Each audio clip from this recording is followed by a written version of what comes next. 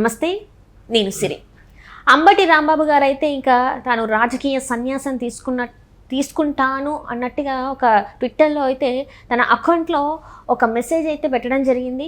మరి ఏంటి ఆ ట్విట్టర్కి అంటే ఏదైతే ఆ మెసేజ్ పెట్టాడో దాని అర్థం ఏంటి, ఎందుకు మరి రాజకీయ సన్యాసం తీసుకోవాలని అనుకుంటున్నారు అనే అంశాన్ని మనకి వివరించడానికి మనతో పాటు ఉన్నారు Janasena official spokes person Srinivas గారు.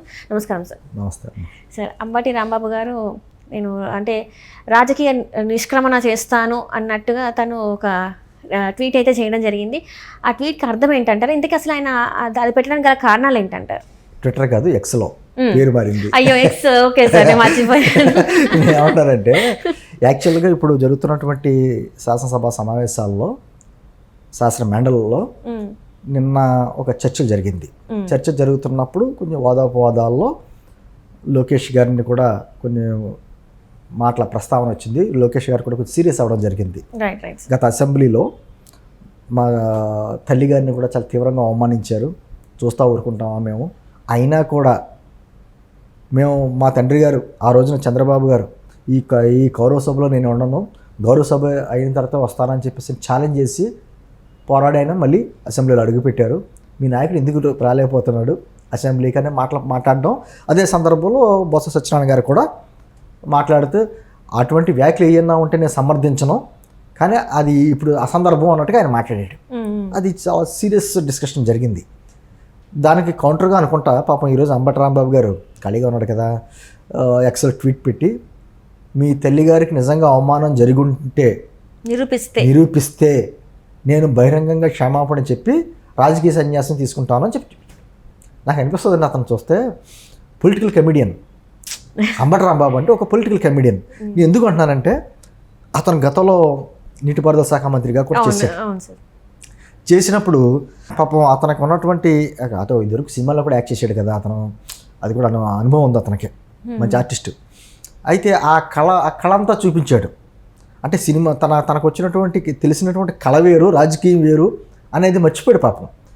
అప్పట్లో జనసేన తరపున అక్కడ క్యాండిడేట్ నిలబడితే అంతకుముందు గాజు గ్లాసులతో నా గుండెల్లో గుచ్చకండి, ప్రాధాన్యపడుతున్నాను, నాకు ఓట్లు వేయండి అనేటువంటి రిక్వెస్ట్ కూడా చేశాడు బహిరంగ సభలో. సరే విచిత్రంగా సరే తర్వాత ఎమ్మెల్యే అయ్యాడు, మినిస్టర్ అయ్యాడు. మినిస్టర్ అయిన తర్వాత కొంతమంది పోలవరం గురించి కూడా అడిగితే నేనేమన్నా ఇంజనీర్నా, నాకేం తెలుస్తుంది, కాంట్రాక్టర్లు తెలుస్తుంది అన్నట్టు చాలా చాలా విచిత్రంగా అంటే నెగ్లెక్ట్ చేశాడు అన్ని, ప్రతి ఒక్క క్వశ్చన్ కూడా తెలియదు. అసలు పోలవరం అంటే ఏంటి, దానివల్ల ఉపయోగాలు ఏంటి, అది ఏ స్థితిలో ఉంది, దాన్ని ఎప్పుడు కంప్లీట్ అవుద్ది, దానికి ఎన్ని నిధులకి రావాలి ఏంటి అనేది ఒక పూర్తి సమాచారం కానీ తనకి అర్థం చేసుకునే శక్తి కూడా లేదు.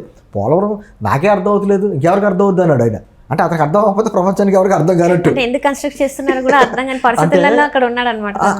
అటువంటి అతను నీటిపారుదల శాఖ మంత్రి, పైకి ఎక్కడెక్కడ కనబడేవాడు, మీకు అక్కడ డ్యాన్సులు చేస్తా, వాళ్ళతో వీళ్ళతో రికార్డింగ్ డ్యాన్సులు చేస్తా కనిపించేవాడు.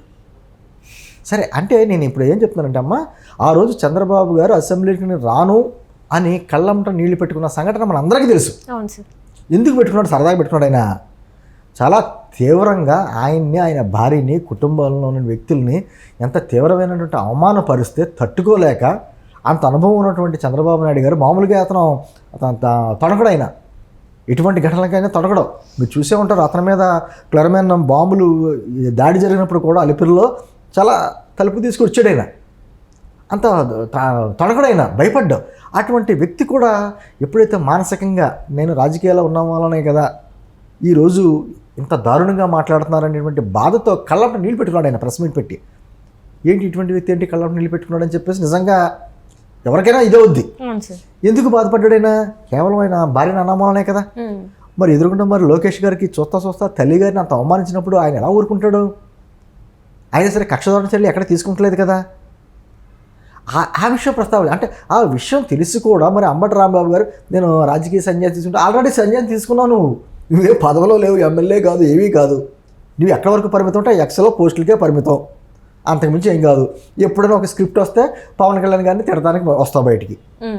ఎందుకంటే జగన్మోహన్ రెడ్డి గారు తెలివినాడు కాబట్టి పవన్ కళ్యాణ్ గారిని తిట్టాలంటేనేమో అంబటి రాంబాబు లేకపోతే పేరున్నా లేకపోతే గుడివాడ అమర్నాథ్ ఇలా భుజాల మీద తుపాకీ పెట్టి కల్పిస్తాడు. ఎందుకంటే వాళ్ళంతా ఒకే కులం కాబట్టి. చంద్రబాబు గారిని తిట్టాలంటేనేమో కొడాలంటే తిట్టించేవాడు. ఆ కుల రాజకీయాలు చేశాడు ఆయన. అంతే తప్ప ఈ రోజున నిజంగా నీ తెలిసి ట్వీట్ చేస్తున్నావా, తెలియక ట్వీట్ చేస్తున్నావా తెలియదు. పొలిటికల్ ఎందుకంటానంటే పొలిటికల్ కమెడియన్ ఎందుకంటే ఆల్రెడీ కమెడియన్. ఈరోజు పదే పదే నిరూపించుకోవడం ఎందుకు? అక్కడ పాప కాస్త కోస్త బస్సు వచ్చిన కరెక్ట్గా మాట్లాడాడు. అటువంటి వ్యాఖ్యలు మేము సమర్థించం అన్నాడు ఆయన. కానీ ఆ మాట అయినా నేను వచ్చిందా? ఎవరు చేసినా అటువంటి తప్పే అని ఆ మాట అంటే ఒక సంస్కారయుతంగా ఉంటుంది. గతంలోనమ్మా సరే చంద్రబాబు గారును లేకపోతే వైఎస్ రాజశేఖర రెడ్డి గారు వాళ్ళు సభలో ఉన్నప్పుడు చాలా తీవ్రంగా జరిగే చర్చలు. ఎక్కడన్నా మాట చిన్న మాట పొరపాటు వస్తే సభాముఖంగా నా క్షమాపణలు చెప్పేవారు. నేను మాట్లాడిన మాట పలానా వ్యక్తి అతనికి ఏమన్నా ఇబ్బంది కలిగి ఉంటే నేను నా మాటలు విత్డ్రా చేసుకుంటున్నాను అనే మాట గౌరవంగా చెప్పేవారు. వాళ్ళు దానికి ఫీల్ అయ్యేవారు కాదు. అది సంస్కారం. అటువంటి సంస్కారమైన రాజకీయాలు ఇప్పుడు ఎక్కడ ఏడిసినాయి? ఏం జరిగిందో అన్నది రికార్డెడ్. అసెంబ్లీలో ఏం మాట్లాడినా కూడా రికార్డెడ్గా ఉంటుంది. గత 5 సంవత్సరాల్లో మీరు చంద్రబాబు గారిని కానీ పవన్ కళ్యాణ్ గారిని కానీ ఎటువంటి వ్యాఖ్యలు చేశారో ఒకసారి రికార్డు తీసి చూసుకోండి. అంటే నేను అంటుంది పాగడితనం చేయొచ్చు, మరీ బొత్తిగా ఎంత దారుణమా? జరిగిన వాస్తవాలని తెలిస్తే ప్రజలకు అందరికీ తెలుసు, రికార్డెడ్గా ఉంటే ప్రజలందరూ కూడా ఆ మాటలకి ఆ భాషకి వాళ్ళు చేసిన పనులకే కదా మనల్ని 11 స్థానాలకి పెట్టారు. ఇంకా అటువంటి మాటలు అటువంటి భాష మాట్లాడటం కరెక్ట్ కాదు, ప్రజలు మర్చిపోతారనుకోవడం తప్పది అనేటువంటిది కనీసం ఇంగిత జ్ఞానం అంబటి రాంబాబు ఉండాలిగా. ఏమీ తెలియని వ్యక్తిలాగా ఈరోజు ఒక ఎక్స్లో ఒక ట్వీట్. ప్రజలు ఏమనుకుంటారంటే అంటే అంతా అక్కర్లేదు, కనీసం ఆయన నియోజకవర్గ సత్యనపల్లి ప్రజలే కూడా ఇటువంటి వ్యక్తిని మనం ఎమ్మెల్యే చేసాం, మినిస్టర్ చేసుకున్నాం అనేటువంటి బాధపడతారు. ఒక దేనికైనా ఒక విధానం పరంగా మాట్లాడేటప్పుడు ఒక భాష విధానం మనం ఏం మాట్లాడుతున్నామో రేపు పొద్దున ఆ ప్రశ్న కింద వస్తుంది, దానికి మనం సమాధానం చెప్పుకోవాలి అనేటువంటి ఇది గుర్తురగాలి. రాజకీయాలు ఏదో మాట్లాడేస్తామంటే కుదరదు. ఈ సోషల్ మీడియా యుగంలో పాత అన్నీ తీస్తారు బయటికి. నువ్వు చేసిన చర్యలు అన్నీ తెలుసు, ఎటువంటి మాటలు మాట్లాడేవో, నీకు ఒక మంత్రిగా బాధ్యతలు అప్పచెప్పినప్పుడు కూడా ఎంత బాధ్యతారహితంగా కూడా ఆ రంగం గురించి మాట్లాడావో తెలుసు. మీ నాయకుడు ఎన్నో రకాలుగా మాట్లాడే పోలవరం గురించి, నువ్వు తర్వాత మినిస్టర్ అయ్యో ఏ ఒక్క అడుగు పడిందా చెప్పలేవు. రైట్. అంటే ఇప్పుడు శాసనసభలో ఆ వీడియో అయితే ఇప్పటికీ మనం సెర్చ్ చేస్తే మనకు కనిపిస్తుంది. సో ఇప్పుడు మరి ఆ వీడియో చూసిన తర్వాత మరి అంటే వీడియో తెలియ మాట్లాడాడు అనుకుంటా, పొరపడ్డది తెలిసే మాట్లాడతాడు. నేను అందుకునే అన్నాను పొలిటికల్ కమెడీని అని. తెలియక మాట్లాడితే అది వేరు, తెలిసే పదే పదే పదే పదే హాస్య ప్రజల్లోని ఒక నవ్వులు పాలవడం అన్నది ఇదే. ఇప్పుడు జగన్మోహన్ రెడ్డి గారు పెట్టక ఒక ప్రెస్ మీట్ పెడతాడు, మీలాంటి మీడియా వాళ్ళందరికీ ఆహారం అందిస్తాడు, దాని మీద 100 వీడియోలు చేయొచ్చు. ఇది అంతా ఆ విధంగాను ఈ అంబటి రాంబాబు కూడా అంతే. ఈ రోజు చూసారా అతని గురించి మాట్లాడుకుంటున్నాం మనం, వాళ్ళకి అది కావాలి, నవ్వులు పాలవుతూ కూడా వాళ్ళకి సంతోషం, వాళ్ళకే తక్కువ చేసుకున్నా కూడా సంతోషం. ఇది కొంతమంది మెంటాలిటీస్ కొంత ఉంటాయి ప్రజల్లో, ఎప్పుడు నాంతా ఉండాలి, ఎలాగైనా పర్వాలేదు, మనం తిట్టుకున్నా పర్వాలేదు, మనం చూసి నవ్వుకున్నా పర్వాలేదు, ప్రజలు నాంతా ఉండాలని రాంగోపాలవరం మెంటాలిటీ అంటారు దీన్ని. అతను చూసారా ఆ టైప్ మెంటాలిటీ రేపటి రోజున ఆయన కూడా ఇంకా రేపు మాపు అరెస్ట్ అయ్యే అవకాశం ఏమంటారంటే ఇప్పటికైనా అంబటి రాంబాబు గారు మీరు ఒక ప్రజాప్రతినిధిగా చేశారు, బాధ్యత అయినటువంటి మంత్రిగా చేశారు, చేసి మీ బాధ్యత రహితంగా వ్యవహరించారు కాబట్టి మీకు మీ నియోజకవర్గ ప్రజలే చిచ్చి పొమ్మన్నారు బయటికి. అవతల వ్యక్తి భారీ మెజారిటీతోటి ఎన్నుకున్నారు. ఇప్పటికైనా జగన్మోహన్ రెడ్డి గారికి జపం చేయడం మానేసి ప్రజలకు జపం చేయండి. ప్రజల నామాలతో జపం చేస్తే రేపైనా ఎప్పుడైనా కనీసం శాసనసభ పంపుతారు. జగన్ జపం కాదు, జనం జపం చేయాలి. అది కాకుండా పదే ఇటువంటి ట్వీట్స్ పెట్టి మరోసారి నవ్వులు పాలు కాదని మనం. Thank you so much.